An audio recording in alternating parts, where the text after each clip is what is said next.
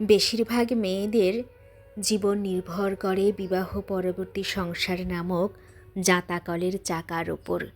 প্রাণোচ্ছল একটা মেয়েকে মন খারাপের সীমায় কিভাবে আটকে রাখা যায় তা প্রায় সংসারের মানুষেরই জানা আছে।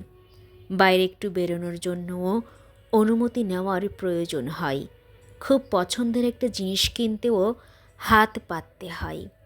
নিজের অনেক কিছু করার ক্ষমতা থাকলেও চোখে আঙুল দিয়ে বারবার বুঝিয়ে দেওয়া হয়, নারী তুমি বন্দী, তুমি পরাধীন। মা বাবার দুরন্ত বাঁধ ভাঙা উচ্ছ্বাসে মেতে থাকা মেয়েটি অন্যের দ্বারস্থে জীবন কাটাতে কাটাতে নিজের জীবনের কোনো মতামত নিতেও ভয় পায়। নিজের নিজস্বতাকেই ভুলে যায়। রক্তে মাংসে বেঁচে থাকলেও মন ও মননে মরে যায় বহু আগেই।